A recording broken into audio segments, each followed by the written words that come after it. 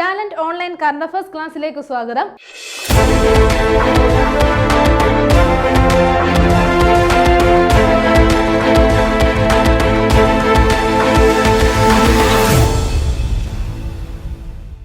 ഇന്ന് നമ്മൾ ചർച്ച ചെയ്യുന്നത് മാർച്ച് 14-15 തീയതികളിലെ ആനുകാലിക വിഷയങ്ങളാണ്. വരൂ ക്ലാസ്സിലേക്ക് കിടക്കാം. ഇന്ന് നമ്മൾ ആദ്യം ചർച്ച ചെയ്യുന്ന പോയിന്റ് ഇതാണ്. സംസ്ഥാനത്തെ ആദ്യ ബുക്ക് വെൻഡിംഗ് മെഷീൻ നിലവിൽ വന്നത് എവിടെയാണ്? തിരുവനന്തപുരം ജില്ലയിലാണ്. എന്താണ് പ്രത്യേകത എന്ന് ഓർത്തു വെക്കുക. സംസ്ഥാനത്തെ ആദ്യ ബുക്ക് വെൻഡിംഗ് മെഷീൻ ആണ് നിലവിൽ വന്നിരിക്കുന്നത്. അപ്പോൾ ബുക്ക് വെൻഡിംഗ് മെഷീൻ എന്ന് പറയുമ്പോഴേ നമുക്ക് അറിയാം എന്താണ്, ബുക്കുകൾ നൽകുന്ന ഒരു മെഷീനാണ് വന്നിരിക്കുന്നത്. തിരുവനന്തപുരം ജില്ലയിലാണ് ഇങ്ങനെ ഒരു മെഷീൻ വന്നിട്ടുള്ളത്. ഇനി ഇതിന്റെ പ്രവർത്തനം എങ്ങനെയാണെന്ന് ഓർത്തു വെക്കാം. ഈ ഒരു മെഷീന്റെ ഡിസ്പ്ലേ ബോർഡിൽ തെളിയുന്ന പുസ്തകങ്ങൾ ഏതൊക്കെയാണെന്ന് വെച്ചാൽ, നമുക്ക് ആവശ്യമുള്ള പുസ്തകം ഏതാണെന്ന് വെച്ചാൽ അത് സെലക്ട് ചെയ്യുകയും അതിന്റെ ഒരു QR കോഡ് അവിടെ പ്രത്യക്ഷമാവുകയും ചെയ്യും. അപ്പോൾ ആ ഒരു QR കോഡ് സ്കാൻ ചെയ്ത് ആ പുസ്തകത്തിന്റെ വില നൽകി കഴിഞ്ഞാൽ, QR കോഡ് വഴി ഓൺലൈൻ പേയ്മെന്റ് വഴി നമുക്ക് എന്താണ് ആ വില നൽകി കഴിഞ്ഞാൽ ആ ഒരു ബുക്ക് നമുക്ക് വെൻഡിംഗ് മെഷീനിലൂടെ ലഭിക്കുന്നതായിരിക്കും. അപ്പോൾ ഇങ്ങനെ ഒരു ബുക്ക് വെൻഡിംഗ് മെഷീൻ ആദ്യമായി നിലവിൽ വന്നത് തിരുവനന്തപുരത്താണെന്ന് പറഞ്ഞു. ഇനി ഇത് ഉദ്ഘാടനം ചെയ്തത് ആരാണെന്ന് ഓർത്തു വെക്കാം. മന്ത്രി സജി ചെറിയാനാണ് ഈ ഒരു മെഷീൻ ഉദ്ഘാടനം ചെയ്തത്. ഇങ്ങനെ ഒരു സംവിധാനം കൊണ്ടുവന്നത് ബുക്ക്മാർക്കാണ് ഇങ്ങനെ ഒരു സംവിധാനം സംസ്ഥാനത്ത് തന്നെ ആദ്യ ബുക്ക് വെൻഡിംഗ് മെഷീൻ കൊണ്ടുവന്നത്. എവിടെയാണെന്ന് ഓർത്തു വെക്കുക. തിരുവനന്തപുരം ജില്ലയിലാണ് ഈ ഒരു മെഷീൻ നിലവിൽ വന്നത്. അടുത്തതൊരു ഓപ്പറേഷൻ ആണ് നമ്മൾ ചർച്ച ചെയ്യുന്നത്. ഓപ്പറേഷന്റെ പേര് ഓർത്തു വെക്കാം. ക്ലീൻ സ്ലേറ്റ് എന്നുള്ളതാണ് ഈ ഒരു ഓപ്പറേഷന് നൽകിയിരിക്കുന്ന പേര്. ഇനി എന്തിനു വേണ്ടിയിട്ടുള്ള ഓപ്പറേഷൻ ആണെന്ന് നോക്കാം. ലഹരി മരുന്ന് വ്യാപനം തടയാൻ സംസ്ഥാന വ്യാപകമായി എക്സൈസ് വകുപ്പിന്റെ നേതൃത്വത്തിൽ ആരംഭിച്ച ഒരു ഓപ്പറേഷനാണിത്. അപ്പോൾ ഓപ്പറേഷന്റെ പേര് എന്താണെന്ന് ഓർത്തു വെക്കുക. ക്ലീൻ സ്ലേറ്റ് എന്നുള്ളതാണ്. അപ്പോൾ എന്തിനു വേണ്ടിയിട്ടാണ്? ലഹരി മരുന്ന് വ്യാപനം തടയാൻ വേണ്ടിയിട്ടുള്ള ഒരു ഓപ്പറേഷനാണ്. അത് ആരാണ് നടത്തുന്നത്? ആരുടെ നേതൃത്വത്തിലാണ്? എക്സൈസ് വകുപ്പിന്റെ നേതൃത്വത്തിൽ ആരംഭിച്ചിട്ടുള്ള ഒരു ഓപ്പറേഷനാണ്. ഓപ്പറേഷന്റെ പേര് ഓപ്പറേഷൻ ക്ലീൻ സ്ലേറ്റ് എന്നുള്ളതാണ്. ഇനി ഒരു ബുക്കുമായി ബന്ധപ്പെട്ട പോയിന്റ് ആണ് നമ്മൾ നോക്കുന്നത്. ബുക്കിന്റെ പേര് ഓർത്തു വെക്കാം. ഓ മിസോറാം എന്നുള്ളതാണ് ഈ ഒരു ബുക്കിന് നൽകിയിരിക്കുന്ന പേര്. അപ്പോൾ ഇതൊരു കവിതാ സമാഹാരമാണ് ഓ മിസോറാം എന്നുള്ള ബുക്ക്. അപ്പോൾ ഇത് എഴുതിയത് ആരാണെന്ന് ഓർത്തു വെക്കാം. PS ശ്രീധരൻ പിള്ളയാണ്. ആരാണ്? PS ശ്രീധരൻ പിള്ളയാണ്. അദ്ദേഹത്തിന്റെ ബുക്കാണ് ഓ മിസോറാം എന്നുള്ള ഈ ഒരു കവിതാ സമാഹാരം. അപ്പോൾ അദ്ദേഹത്തിന്റെ നിരവധി ബുക്കുകൾ നമ്മൾ ചർച്ച ചെയ്തിട്ടുണ്ട്. അപ്പോൾ ഈ ഒരു പോയിന്റ് കൂടി അതിനോടൊപ്പം അപ്ഡേറ്റ് ചെയ്ത് വെക്കാം. അപ്പോൾ ഓ മിസോറാം എന്നുള്ള കവിതാ സമാഹാരം എഴുതിയത് ആരാണ്? PS ശ്രീധരൻ പിള്ളയാണ്. കേരള PSC +2 ലെവൽ എക്സാം ആയിട്ടുള്ള ഡ്രൈവർ പോസ്റ്റിലേക്കുള്ള സ്പെഷ്യൽ ടോപ്പിക് ബുക്ക് ടാലന്റ് ഇപ്പോൾ പുറത്തിറക്കിയിട്ടുണ്ട്. അപ്പോൾ ഈ ഒരു ബുക്ക് വരുന്നത് പോലീസ് കോൺസ്റ്റബിൾ ഡ്രൈവർ, അതേപോലെ fireman driver, assistant prison officer driver എന്നീ പോസ്റ്റുകളിലേക്ക് അപേക്ഷിക്കുന്നവർക്ക് വേണ്ടിയിട്ടുള്ള ഒരു സ്പെഷ്യൽ ടോപ്പിക് ബുക്കാണിത്. അപ്പോൾ നിങ്ങളുടെ അടുത്തുള്ള ബുക്ക് സ്റ്റോളുകൾ വഴിയോ ഇ-കൊമേഴ്സ് പ്ലാറ്റ്ഫോമുകളായിട്ടുള്ള ആമസോൺ, ഫ്ലിപ്കാർട്ട്, മീഷോ വഴിയോ അതേപോലെ തന്നെ ടാലന്റിന്റെ ഒഫീഷ്യൽ വെബ്സൈറ്റ് വഴിയോ നിങ്ങൾക്ക് ഈ ബുക്ക് സ്വന്തമാക്കാവുന്നതാണ്. ഉടൻ തന്നെ നിങ്ങളുടെ കോപ്പികൾ സ്വന്തമാക്കൂ. അടുത്തത് നമ്മൾ ചർച്ച ചെയ്യുന്നത് വളരെ പ്രധാനപ്പെട്ട ഒരു പുരസ്കാരമാണ്. 2024 ബാലസാഹിത്യ പുരസ്കാരങ്ങളാണ് നമ്മൾ നോക്കുന്നത്. 2024 ബാലസാഹിത്യ പുരസ്കാരങ്ങളാണ്. അപ്പോൾ ഈ ഒരു പുരസ്കാരങ്ങളിൽ വിവിധ വിഭാഗങ്ങളിലായി ആർക്കൊക്കെയാണ് പുരസ്കാരത്തിന് അർഹനായിട്ടുള്ളതെന്ന് നമുക്ക് നോക്കാം. അപ്പോൾ ആദ്യം നമ്മൾ നോക്കുന്നത് കഥാനോവൽ വിഭാഗമാണ്. അപ്പോൾ ഈ ഒരു വിഭാഗത്തിൽ പുരസ്കാരത്തിന് അർഹനായത് ആരാണ്? വിമീഷ് മണിയൂരാണ് കഥാനോവൽ വിഭാഗത്തിലെ ബാലസാഹിത്യ പുരസ്കാരത്തിന് അർഹനായത്. അദ്ദേഹത്തിന്റെ ഏത് രചനയിലൂടെയാണെന്ന് കൂടി ഓർത്തു വെക്കാം. ഭൂതം എന്നുള്ള രചനയിലൂടെയാണ് അദ്ദേഹം ഈ ഒരു പുരസ്കാരം നേടിയിരിക്കുന്നത്. അതേപോലെ തന്നെ കവിതാ വിഭാഗത്തിൽ പ്രേമജ ഹരീന്ദ്രനാണ്. ആരാണ്? പ്രേമജ ഹരീന്ദ്രനാണ് പുരസ്കാരത്തിന് 2024 ബാലസാഹിത്യ പുരസ്കാരത്തിന് അർഹയായിരിക്കുന്നത്. പൂമാല എന്ന രചനയിലൂടെയാണ് പ്രേമജ ഹരീന്ദ്രൻ ഈ ഒരു പുരസ്കാരത്തിന് അർഹയായത്.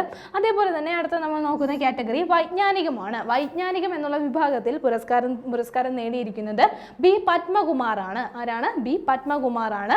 രചന ഏതാണെന്ന് ഓർത്തു വെക്കാം. പാഠം 1 ആരോഗ്യം എന്നുള്ള രചനയിലൂടെയാണ് ബി പത്മകുമാർ വൈജ്ഞാനികം എന്നുള്ള വിഭാഗത്തിൽ 2024 ബാലസാഹിത്യ പുരസ്കാരം നേടുന്നത്. അതേപോലെ തന്നെ അടുത്ത നമ്മൾ നോക്കുന്നത് ശാസ്ത്രം വിഭാഗത്തിൽ ഈ ഒരു പുരസ്കാരത്തിന് അർഹയായത് പ്രഭാവതി മേനോനാണ്. ആരാണ്? പ്രഭാവതി മേനോനാണ്. രചന ഏതാണെന്ന് ഓർത്തു വെക്കുക. ശാസ്ത്ര വികൃതികൾ സുകൃതികൾ കെടുതികൾ. എന്താണ്? ശാസ്ത്ര വികൃതികൾ സുകൃതികൾ കെടുതികൾ എന്ന രചനയിലൂടെയാണ് പ്രഭാവതി മേനോൻ ഈ ഒരു പുരസ്കാരത്തിന് അർഹയായത്. അതേപോലെ തന്നെ അടുത്ത നമ്മൾ നോക്കുന്നത് ജീവചരിത്രം ആത്മകഥ. ജീവചരിത്രം ആത്മകഥ ഈ ഒരു കാറ്റഗറിയിൽ പുരസ്കാരം നേടിയിരിക്കുന്നത് ആരാണ്? നെത്തല്ലൂർ ഹരികൃഷ്ണനാണ്. ആരാണ്? നെത്തല്ലൂർ ഹരികൃഷ്ണനാണ് ഈ ഒരു വിഭാഗത്തിൽ എന്താണ് ആത്മകഥ, ജീവചരിത്രം ആത്മകഥ എന്നുള്ള വിഭാഗത്തിൽ പുരസ്കാരത്തിന് അർഹനായത്. അദ്ദേഹത്തിന്റെ കുട്ടികളുടെ എഴുത്തച്ഛൻ എന്നുള്ള രചനയിലൂടെയാണ് ഈ ഒരു പുരസ്കാരം അദ്ദേഹത്തിന് ലഭിക്കുന്നത്. അടുത്ത നമ്മൾ നോക്കുന്നത് വിവർത്തനം അല്ലെങ്കിൽ പുനരാഖ്യാനം എന്നുള്ള വിഭാഗത്തിൽ സംഗീത ചേനംപുള്ളി. എന്താണ്? സംഗീത ചേനംപുള്ളിക്കാണ് ഈ വിവർത്തനം പുനരാഖ്യാനം എന്നുള്ള വിഭാഗത്തിൽ എന്താണ് പുരസ്കാരത്തിന് അർഹയായത്. വെള്ളത്തിന് നനവുണ്ടായത് എങ്ങനെ. എന്താണ്? വെള്ളത്തിന് നനവുണ്ടായത് എങ്ങനെ എന്നുള്ള രചനയിലൂടെയാണ് സംഗീതയ്ക്ക് ഈ ഒരു പുരസ്കാരം ലഭിക്കുന്നത്. അതേപോലെ തന്നെ നാടകം എന്നുള്ള വിഭാഗത്തിൽ പുരസ്കാരം നേടുന്നത് ആരാണ്? ഹാജറയാണ്. ആരാണ്? ഹാജറ KM ആണ് നാടകം വിഭാഗത്തിൽ പുരസ്കാരം നേടുന്നത്. സാക്ഷി എന്താണ്? ഏത് രചനയാണെന്ന് ഓർത്തു വെക്കുക. സാക്ഷി എന്ന രചനയിലൂടെയാണ് ഹാജറയ്ക്ക് നാടകം വിഭാഗത്തിൽ 2024 ബാലസാഹിത്യ ഇൻസ്റ്റിറ്റ്യൂട്ടിന്റെ ഈ ഒരു പുരസ്കാരം ലഭിക്കുന്നത്. അപ്പോൾ നമ്മൾ നോക്കിയത് 2024 പുരസ്കാരമാണ്. 2024 ബാലസാഹിത്യ പുരസ്കാരങ്ങളാണ് നമ്മൾ ചർച്ച ചെയ്തത്. അപ്പോൾ ഈ ഒരു പുരസ്കാരം ഏർപ്പെടുത്തിയിരിക്കുന്നത് ആരാണെന്ന് നമുക്ക് ഇതിനോടകം തന്നെ മനസ്സിലായിട്ടുണ്ടാകും. കേരള ബാലസാഹിത്യ ഇൻസ്റ്റിറ്റ്യൂട്ട് ആണ് ഈ ഒരു പുരസ്കാരം ഏർപ്പെടുത്തിയിട്ടുള്ളത്. പുരസ്കാരങ്ങളുടെ സമ്മാന തുക 20,000 രൂപയാണ്. അപ്പോൾ ഇത്രയും പോയിന്റുകൾ 2024 ബാലസാഹിത്യ പുരസ്കാരങ്ങളുമായി ബന്ധപ്പെട്ട് ഓർത്തു വെക്കാം. 2024 degree prelims and main secretariat assistant എക്സാമിന് വേണ്ടിയിട്ടുള്ള റാങ്ക് ഫയലുകൾ ടാലന്റ് പുറത്തിറക്കി കഴിഞ്ഞു. അപ്പോൾ നിങ്ങളുടെ അടുത്തുള്ള ബുക്ക് സ്റ്റാളുകൾ വഴിയോ ടാലന്റിന്റെ ഒഫീഷ്യൽ വെബ്സൈറ്റ് വഴിയോ ഇ-കൊമേഴ്സ് പ്ലാറ്റ്ഫോമുകളായിട്ടുള്ള ആമസോൺ, ഫ്ലിപ്കാർട്ട്, മീഷോ വഴിയോ നിങ്ങൾക്ക് ഈ കോപ്പികൾ സ്വന്തമാക്കാവുന്നതാണ്. അപ്പോൾ ഈ ഒരു എക്സാമിന് വേണ്ടി തയ്യാറെടുക്കുന്നവർ ഉറപ്പായും ഈ ഒരു കോപ്പികൾ സ്വന്തമാക്കേണ്ടതാണ്. ഉടൻ തന്നെ നിങ്ങളുടെ കോപ്പികൾ സ്വന്തമാക്കൂ. അടുത്ത നമ്മൾ നോക്കുന്നതും ഒരു പുരസ്കാരമാണ്. വളരെ പ്രധാനപ്പെട്ട ഒരു അവാർഡാണ്. അപ്പോൾ എന്താണ്? വനിതാ രത്ന പുരസ്കാരം പ്രഖ്യാപിച്ചിരിക്കുകയാണ്. അപ്പോൾ ഓരോ കാറ്റഗറിയിലായിട്ട് ആർക്കൊക്കെയാണ് വനിതാ രത്ന പുരസ്കാരം ലഭിച്ചിട്ടുള്ളതെന്ന് നമുക്ക് നോക്കാം. അപ്പോൾ ആദ്യം നമ്മൾ നോക്കുന്നത് സാമൂഹിക സേവനം. എന്താണ്? സാമൂഹിക സേവനം. ഈ ഒരു വിഭാഗത്തിൽ പുരസ്കാരം നേടിയത് ആരാണ്? ടി ദേവി സുജാലയമാണ്. ആരാണ്? ടി ദേവി സുജാലയമാണ് സാമൂഹിക സേവനം വിഭാഗത്തിൽ ഈ ഒരു പുരസ്കാരം ലഭിക്കുന്നത്. അതേപോലെ തന്നെ കായികം എന്നുള്ള വിഭാഗത്തിൽ വാസന്തിയാണ് പുരസ്കാരത്തിന് അർഹയായിരിക്കുന്നത്. പ്രതിസന്ധികളെ അതിജീവിച്ച് ജീവിത വിജയം നേടിയ എന്നുള്ള ഈ ഒരു വിഭാഗത്തിൽ ഷെറിൻ ഷഹാന. ആരാണ്? ഷെറിൻ ഷഹാനയാണ് പുരസ്കാരത്തിന് അർഹയായിട്ടുള്ളത്. വനിതാരത്ന പുരസ്കാരമാണ്. അപ്പോൾ ഈ ഒരു പുരസ്കാരത്തിന്റെ പേര് കേൾക്കുമ്പോൾ തന്നെ നമുക്കറിയാം എന്താണ് ഈ ഒരു മേഖലകളിലൊക്കെ പ്രഗത്ഭരായിട്ടുള്ള വനിതകൾക്കാണ് ഈ ഒരു പുരസ്കാരം ലഭിക്കുന്നത്. അടുത്ത നമ്മൾ നോക്കുന്ന കാറ്റഗറി സ്ത്രീകളുടെയും കുട്ടികളുടെയും ശാക്തീകരണം. എന്താണ്? സ്ത്രീകളുടെയും കുട്ടികളുടെയും ശാക്തീകരണം. ഈ ഒരു വിഭാഗത്തിൽ പുരസ്കാരം നേടുന്നത് ആരാണ്? വിനയ AN ആണ്. ആരാണ്? വിനയ AN ആണ്. അതേപോലെ തന്നെ വിദ്യാഭ്യാസം ശാസ്ത്ര സാങ്കേതികം. എന്താണ്? വിദ്യാഭ്യാസം ശാസ്ത്ര സാങ്കേതികം. ഈ ഒരു വിഭാഗത്തിൽ പുരസ്കാരം നേടുന്നത് ആരാണ്? നന്ദിനി K കുമാറാണ്. ആരാണ്? നന്ദിനി K കുമാറാണ്. കല എന്നുള്ള വിഭാഗത്തിൽ പുരസ്കാരം നേടുന്നത് PK മേദിനിയാണ്. ആരാണ്? PK മേദിനിയാണ്. എന്താണ്? കല എന്നുള്ള വിഭാഗത്തിൽ ഈ ഒരു പുരസ്കാരം നേടുന്നത്. അപ്പോൾ നമ്മൾ നോക്കിയത് എന്താണ്? വനിതാ രത്ന പുരസ്കാരമാണ്. അപ്പോൾ പുരസ്കാരം നൽകുന്നത് ഓരോ മേഖലയിലും പ്രഗത്ഭരായിട്ടുള്ള സ്ത്രീകൾക്കാണ്. അപ്പോൾ ഇത്രയും പോയിന്റുകൾ ഈ ഒരു വനിതാ രത്ന പുരസ്കാരവുമായി ബന്ധപ്പെട്ട് ഓർത്തു വെക്കുക. അടുത്ത നമ്മൾ ചർച്ച ചെയ്യുന്ന പോയിന്റ് ഇതാണ്. വിവാഹശേഷം ഭാര്യയ്ക്ക് വിദ്യാഭ്യാസം നിഷേധിക്കുന്നത് മാനസിക പീഡനത്തിന് തുല്യമാണെന്ന് പ്രഖ്യാപിച്ച കോടതി ഏതെന്നാണ്? മധ്യപ്രദേശ് ഹൈക്കോടതിയാണ് ഇങ്ങനെ ഒരു പ്രഖ്യാപനം നടത്തിയിരിക്കുന്നത്. അപ്പോൾ എന്താണെന്ന് ഓർത്തു വെക്കുക. നമ്മുടെ സമൂഹത്തിൽ പലപ്പോഴും കണ്ടുവരുന്ന ഒരു പ്രവണതയാണ് എന്താണ്? വിവാഹശേഷം ഭാര്യയുടെ വിദ്യാഭ്യാസം, അപ്പോൾ പഠിച്ചുകൊണ്ടിരിക്കുന്ന ഒരു സ്ത്രീ ആണെങ്കിൽ വിവാഹശേഷം അവർക്ക് പഠിക്കാനായിട്ട് പോകാനായിട്ട് അവർ അനുവദിക്കാതിരിക്കുക എന്നുള്ള ഒരു കാര്യം. അപ്പോൾ അങ്ങനെ ചെയ്യുന്നത് എന്താണ്? മാനസിക പീഡനത്തിന് തുല്യമാണ് എന്നാണ് പറഞ്ഞിരിക്കുന്നത്. വിവാഹശേഷം ഭാര്യയ്ക്ക് വിദ്യാഭ്യാസം നിഷേധിക്കുന്നത് മാനസിക പീഡനത്തിന് തുല്യമാണെന്ന് പ്രഖ്യാപിച്ച ഹൈക്കോടതി ഏതാണെന്ന് ഓർത്തു വെക്കുക. മധ്യപ്രദേശ് ഹൈക്കോടതിയാണ്. ഇനി നമ്മൾ നോക്കുന്ന പോയിന്റ് ഇതാണ്. ഇന്ത്യയിൽ ആദ്യമായി ലഹരി വേട്ടയ്ക്ക് ആർട്ടിഫിഷ്യൽ ഇന്റലിജൻസ് സംവിധാനം ഉപയോഗിക്കാൻ ഒരുങ്ങുന്ന സംസ്ഥാനം ഏതെന്നാണ്? കേരളമാണ്. എന്താണ്? കേരളമാണ്. എന്താണ്? ഇന്ത്യയിൽ ആദ്യമായിട്ടാണ് ഇങ്ങനെ ഒരു കാര്യം ലഹരി വേട്ടയ്ക്ക് എന്താണ് AI സംവിധാനം ഉപയോഗിക്കാനാണ് തീരുമാനിച്ചിരിക്കുന്നത്. അപ്പോൾ ഇതിനു വേണ്ടിയിട്ടുള്ള പ്രിപ്പറേഷൻസ് എല്ലാം ആരംഭിച്ചു കഴിഞ്ഞിരിക്കുന്നു. അപ്പോൾ ഡിജിറ്റൽ സർവകലാശാലയാണ് ഇതിന് വേണ്ടിയിട്ടുള്ള ഈ ഒരു AI സംവിധാനം നിർമ്മിക്കുന്നത്, വികസിപ്പിക്കുന്നത് ആരാണെന്ന് ഓർത്തു വെക്കുക. ഡിജിറ്റൽ സർവകലാശാലയാണ്. അപ്പോൾ ലഹരി വേട്ടയ്ക്ക് ആർട്ടിഫിഷ്യൽ ഇന്റലിജൻസ് സംവിധാനം ഉപയോഗിക്കാൻ ഒരുങ്ങുന്ന സംസ്ഥാനം ഏതാണ്? കേരളമാണെന്ന് ഓർത്തു വെക്കുക. ഡിജിറ്റൽ സർവകലാശാലയാണ് ഈ ഒരു AI സംവിധാനം വികസിപ്പിക്കുന്നത്. അപ്പോൾ ഈ ഒരു AI സംവിധാനം നിലവിൽ വരുന്നത് വഴി ഹോസ്റ്റലുകളിലും അതേപോലെ ടോയ്ലറ്റുകളിലും വരെ ഈ ഒരു AI സംവിധാനം സംവിധാനം, രാസലഹരി തിരിച്ചറിയാൻ കഴിയുന്ന ഈ ഒരു സെൻസറുകൾ സ്ഥാപിക്കുകയാണ് ചെയ്യുന്നത്.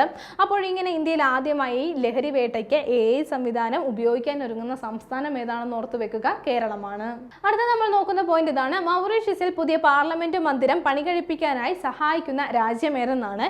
ഇന്ത്യയാണ്. അപ്പോൾ ഓർത്തു വെക്കുക എന്താണ്? മൗറീഷ്യസിൽ പുതിയ പാർലമെന്റ് മന്ദിരം പണി കഴിപ്പിക്കുവാനായിട്ട് സഹായിക്കുന്ന രാജ്യം ഏതാണ്? ഇന്ത്യയാണ്.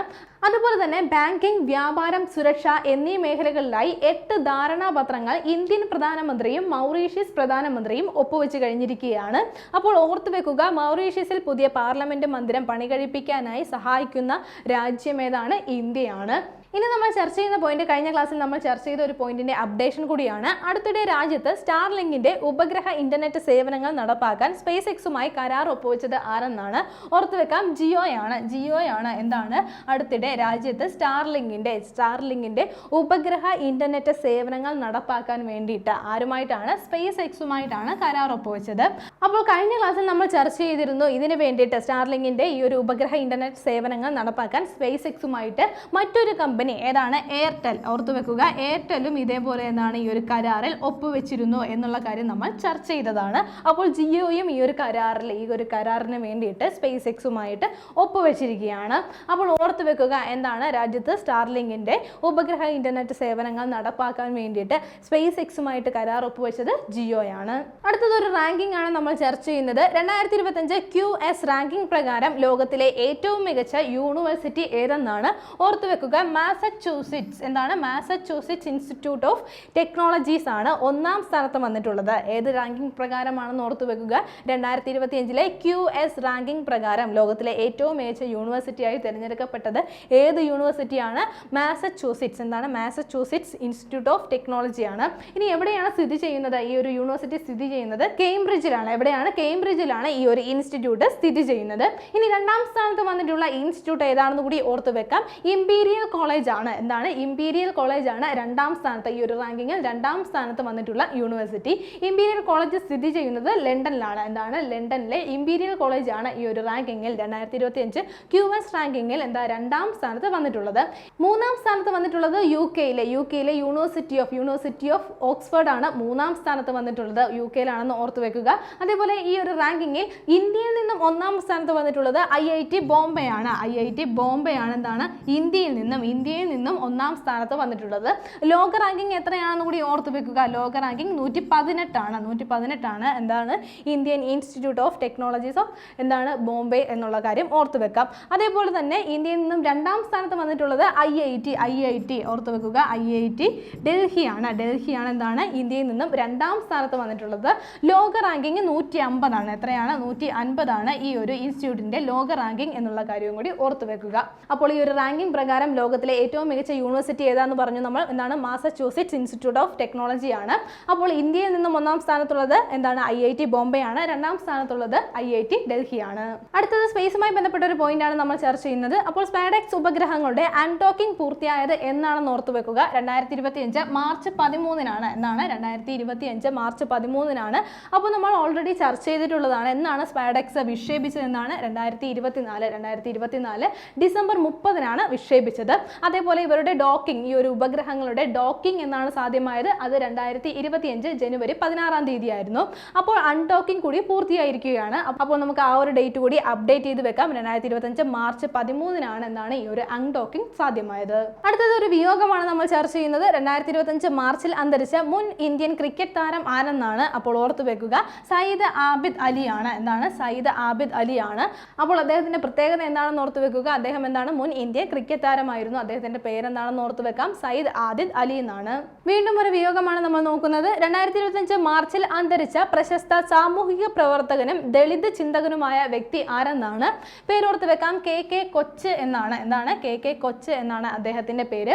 പ്രത്യേകത എന്താണെന്ന് ഓർത്തു വെക്കുക? ഒരു പ്രശസ്ത സാമൂഹിക പ്രവർത്തകനും അതേപോലെ ദളിത് ചിന്തകനുമായിരുന്നു അദ്ദേഹം. അതേപോലെ തന്നെ അദ്ദേഹത്തിന് 2020-ലെ കേരള സാഹിത്യ അക്കാദമി സമഗ്ര സംഭാവനയ്ക്കുള്ള പുരസ്കാരം ലഭിച്ചിരുന്നു. അറിയപ്പെടുന്നു. അതേപോലെ അദ്ദേഹത്തിന്റെ ആത്മകഥയുടെ പേര് കൂടി ഓർത്തു വെക്കാം, ദളിതൻ എന്നാണ് അദ്ദേഹത്തിന്റെ ആത്മകഥയുടെ പേര്. അപ്പോൾ 2025 മാർച്ചിൽ അന്തരിച്ച പ്രശസ്ത സാമൂഹിക പ്രവർത്തകനും ദളിത് ചിന്തകനുമായ വ്യക്തി ആരാണ്? KK കൊച്ചാണ്. PSC എക്സാമിന് വേണ്ടി നടക്കുന്നവർക്കായി secretariat assistant, CPO, WCPO, SIO police, assistant salesman, PFO, CEO, VFA, police driver, fireman, firewoman എന്നീ പോസ്റ്റുകളിലേക്കുള്ള ഓൺലൈൻ ഓഫ്ലൈൻ ക്ലാസുകളിലേക്കുള്ള അഡ്മിഷൻ ആരംഭിച്ചിട്ടുണ്ട്.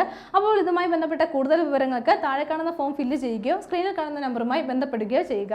ഇതുവരെ നമ്മൾ ചർച്ച ചെയ്ത പോയിന്റുകൾ ഒന്നുകൂടി നോക്കാം. ആദ്യം നമ്മൾ ചർച്ച ചെയ്ത പോയിന്റ് ഇതായിരുന്നു, സംസ്ഥാനത്തെ ആദ്യ ബുക്ക് വെൻഡിംഗ് മെഷീൻ നിലവിൽ വന്നത് എവിടെയെന്നാണ്? തിരുവനന്തപുരത്താണ് ഇങ്ങനെ ഒരു മെഷീൻ നിലവിൽ വന്നത്. അപ്പോൾ നമുക്ക് ക്യാഷ് പേ ചെയ്യുന്നത് വഴി ബുക്ക് ലഭിക്കുന്നതായിരിക്കും ഈ ഒരു മെഷീൻ ഉപയോഗിച്ച്. അതേപോലെ തന്നെ അത് കഴിഞ്ഞ് നമ്മൾ നോക്കിയത് ഒരു ഓപ്പറേഷന്റെ പേരായിരുന്നു ക്ലീൻ സ്ലേറ്റ്. എന്താണ് ക്ലീൻ സ്ലേറ്റ് എന്നുള്ള ഓപ്പറേഷൻ ആയിരുന്നു. ലഹരി മരുന്ന് വ്യാപനം തടയാൻ സംസ്ഥാന വ്യാപകമായി എക്സൈസ് വകുപ്പിന്റെ നേതൃത്വത്തിൽ ആരംഭിച്ച ഓപ്പറേഷനാണ് എന്താണ്? ഓപ്പറേഷൻ ക്ലീൻ സ്ലേറ്റ് എന്നുള്ളത്. ശേഷം നമ്മൾ ഒരു ബുക്കാണ് ചർച്ച ചെയ്തത്, ഓ മിസോറാം. എന്താണ് ഓ മിസോറാം എന്നുള്ള കവിതാ സമാഹാരം എഴുതിയതാരാണ്? PS ശ്രീധരൻപിള്ളയാണ് ഈ ഒരു ബുക്ക് എഴുതിയത്.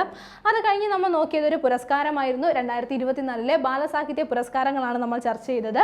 അപ്പോൾ ഈ ഒരു പുരസ്കാരത്തിൽ കഥാനോവൽ വിഭാഗത്തിൽ പുരസ്കാരം നേടിയത് വിമീഷ് മണിയൂരാണ്. അതേപോലെ കവിതാ വിഭാഗത്തിൽ പുരസ്കാരം നേടിയത് പ്രേമജ ഹരീന്ദ്രനാണ്. വൈജ്ഞാനികം വിഭാഗത്തിൽ പുരസ്കാരം നേടിയത് B പത്മകുമാറാണ്. അതേപോലെ ശാസ്ത്രം വിഭാഗത്തിൽ പുരസ്കാരം നേടുന്നത് പ്രഭാവതി മേനോനാണ്. അതേപോലെ തന്നെ ജീവചരിത്രം ആത്മകഥ എന്ന വിഭാഗത്തിൽ പുരസ്കാരം നേടുന്നത് നെല്ലത്തൂർ ഹരികൃഷ്ണനാണ്. അതുപോലെ തന്നെ വിവർത്തനം പുനരാഖ്യാനം എന്ന വിഭാഗത്തിൽ പുരസ്കാരം നേടുന്നത് സംഗീത ചേനംപുള്ളിയാണ്. നാടകം വിഭാഗത്തിൽ പുരസ്കാരം നേടുന്നത് ഹാജറ KM ആണ്. അപ്പോൾ ഇത്രയും പുരസ്കാരങ്ങൾ എന്താണ് 2024 ബാലസാഹിത്യ പുരസ്കാരങ്ങളുമായി ബന്ധപ്പെട്ട് ഓർത്തു വെക്കാം. അത് കഴിഞ്ഞ് നമ്മൾ നോക്കിയതും ഒരു പുരസ്കാരമായിരുന്നു, വനിതാ രത്ന പുരസ്കാരമാണ് നോക്കിയത്. അപ്പോൾ അതിൽ സാമൂഹിക സേവനം വിഭാഗത്തിൽ പുരസ്കാരം നേടുന്നത് T ദേവി സുജാലമാണ്. അതേപോലെ കായികം വിഭാഗത്തിൽ പുരസ്കാരം നേടുന്നത് K വാസന്തിയാണ്. പ്രതിസന്ധികളെ അതിജീവിച്ച് ജീവിത വിജയം എന്ന കാറ്റഗറിയിൽ പുരസ്കാരം നേടുന്നത് ഷെറിൻ ഷഹാനയാണ്. അതുപോലെ തന്നെ സ്ത്രീകളുടെയും കുട്ടികളുടെയും ശാക്തീകരണം എന്ന വിഭാഗത്തിൽ പുരസ്കാരം നേടുന്നത് വിനയ AN ആണ്. വിദ്യാഭ്യാസം ശാസ്ത്ര സാങ്കേതികം എന്ന വിഭാഗത്തിൽ പുരസ്കാരം നേടുന്നത് നന്ദിനി K കുമാറാണ്. കലാവിഭാഗത്തിൽ PK മേദിനിയാണ് പുരസ്കാരം നേടുന്നത്. അപ്പോൾ ഇത്രയും പോയിന്റുകളാണ് വനിതാ രത്ന പുരസ്കാരവുമായി ബന്ധപ്പെട്ട് ഓർത്തു വെക്കേണ്ടത്. അത് കഴിഞ്ഞ് നമ്മൾ നോക്കിയത് ഒരു പ്രഖ്യാപനമായിരുന്നു, വിവാഹശേഷം ഭാര്യയ്ക്ക് വിദ്യാഭ്യാസം നിഷേധിക്കുന്നത് മാനസിക പീഡനത്തിന് തുല്യമാണെന്ന് പ്രഖ്യാപിച്ച കോടതി ഏതാണ്? മധ്യപ്രദേശ് ഹൈക്കോടതിയാണ്. അത് കഴിഞ്ഞ് നമ്മൾ നോക്കിയത് ഇന്ത്യയിൽ ആദ്യമായി ലഹരി വേട്ടയ്ക്ക് ആർട്ടിഫിഷ്യൽ ഇന്റലിജൻസ് സംവിധാനം ഉപയോഗിക്കാനൊരുങ്ങുന്ന സംസ്ഥാനം ഏതെന്നാണ്? കേരളമാണ്. അത് കഴിഞ്ഞ് നമ്മൾ നോക്കിയ പോയിന്റ് ഇതായിരുന്നു, മൗറീഷ്യസിൽ പുതിയ പാർലമെന്റ് മന്ദിരം പണി കഴിപ്പിക്കാനായി സഹായിക്കുന്ന രാജ്യം ഏതാണ്? ഇന്ത്യയാണ്. ശേഷം നമ്മൾ ചർച്ച ചെയ്തത് അടുത്തിടെ രാജ്യത്ത് സ്റ്റാർലിങ്കിന്റെ ഉപഗ്രഹ ഇന്റർനെറ്റ് സേവനങ്ങൾ നടപ്പാക്കാൻ സ്പേസ് എക്സുമായി കരാർ ഒപ്പുവെച്ചത് ആരെന്നാണ്? ജിയോയാണ്. ഇതിനു മുമ്പ് എയർടെലും ഒപ്പുവെച്ചിരുന്നു. അത് കഴിഞ്ഞ് നമ്മൾ നോക്കിയത് ഒരു റാങ്കിംഗ് ആയിരുന്നു. 2025 QS റാങ്കിംഗ് പ്രകാരം ലോകത്തിലെ ഏറ്റവും മികച്ച യൂണിവേഴ്സിറ്റി ഏതാണ്? മസാച്യൂസെറ്റ്സ് ഇൻസ്റ്റിറ്റ്യൂട്ട് ഓഫ് ടെക്നോളജി ആണ്. അത് കഴിഞ്ഞ് സ്പേസുമായി ബന്ധപ്പെട്ട ഒരു പോയിന്റ് ആയിരുന്നു നമ്മൾ ചർച്ച ചെയ്തത്, സ്പാഡെക്സ് ഉപഗ്രഹങ്ങളുടെ അൺഡോക്കിംഗ് പൂർത്തിയായതെന്നാണ്? 2025 മാർച്ച് 13-നാണ്. ശേഷം ഒരു വിയോഗമായിരുന്നു നമ്മൾ ചർച്ച ചെയ്തത്. 2025 മാർച്ചിൽ അന്തരിച്ച മുൻ ഇന്ത്യൻ ക്രിക്കറ്റ് താരമാരെന്നാണ്? സയ്യിദ് ആബിദ് അലിയാണ്. അത് കഴിഞ്ഞ് നമ്മൾ നോക്കിയതും ഒരു വിയോഗമായിരുന്നു. 2025 മാർച്ചിൽ അന്തരിച്ച പ്രശസ്ത സാമൂഹിക പ്രവർത്തകനും ദളിത് ചിന്തകനുമായ വ്യക്തി ആരാണ്? KK കൊച്ചാണ്. കഴിഞ്ഞ ക്ലാസ്സുമായി ബന്ധപ്പെട്ട 2 ചോദ്യങ്ങൾ നൽകുകയാണ്. ശരിയുത്തരങ്ങൾ താഴെ കമന്റ് ചെയ്യുക. ആദ്യത്തെ ചോദ്യം ഇതാണ്, 2025 മൗറീഷ്യസിന്റെ the grand commander of the order of the star and key of the Indian Ocean ബഹുമതിക്ക് അർഹനായത് ആരെന്നാണ്? ഓപ്ഷൻസ് നോക്കാം. Option A Amit Shah, option B Droupadi Murmu, option C Narendra Modi, option D Jaishankar. രണ്ടാമത്തെ ചോദ്യം ഇതാണ്, അതിക്രമങ്ങൾ നേരിടുന്ന സ്ത്രീകളെയും കുട്ടികളെയും ശാക്തീകരിക്കുന്നതിനായി പ്രൊജക്ട് ഹിഫാസത്ത് ആരംഭിച്ച സംസ്ഥാനം ഏതെന്നാണ്? ഓപ്ഷൻസ് നോക്കുക. Option A Sikkim, option B Manipur, option C Haryana, option D Punjab. ശരി ഉത്തരങ്ങൾ താഴെ കമന്റ് ചെയ്യുക. കഴിഞ്ഞ ക്ലാസ്സിൽ നൽകിയിരുന്ന ചോദ്യങ്ങളുടെ ഉത്തരങ്ങൾ ചർച്ച ചെയ്യാം. ആദ്യത്തെ ചോദ്യം ഇതായിരുന്നു, യൂത്ത് ഐക്കൺ അവാർഡ് 2024-25 കലാ സാംസ്കാരികം വിഭാഗത്തിൽ പുരസ്കാരത്തിന് അർഹത നേടിയത് ആരെന്നാണ്? ശരിയുത്തരം ഏതാണ്? ഓപ്ഷൻ സി ആണ്, നിഖില വിമലാണ് ഈ ഒരു പുരസ്കാരത്തിന് അർഹത നേടിയത്. രണ്ടാമത്തെ ചോദ്യം ഇതായിരുന്നു, 2025-26 മണിപ്പൂർ ബഡ്ജറ്റ് ലോക്സഭയിൽ അവതരിപ്പിച്ചത് ആരെന്നാണ്? ശരിയുത്തരം ഏതാണ്? ഓപ്ഷൻ ബി ആണ്, നിർമ്മല സീതാരാമനാണ് 2025-26 മണിപ്പൂർ ബഡ്ജറ്റ് ലോക്സഭയിൽ അവതരിപ്പിച്ചത്. ഇന്ന് നമ്മൾ ചർച്ച ചെയ്ത പോയിന്റുകൾ എല്ലാവർക്കും മനസ്സിലായി കാണുമെന്ന് വിശ്വസിക്കുന്നു. നന്നായി പഠിക്കുക, നന്നായി മുന്നേറുക. മറ്റൊരു ക്ലാസ്സുമായി വീണ്ടും കാണാം.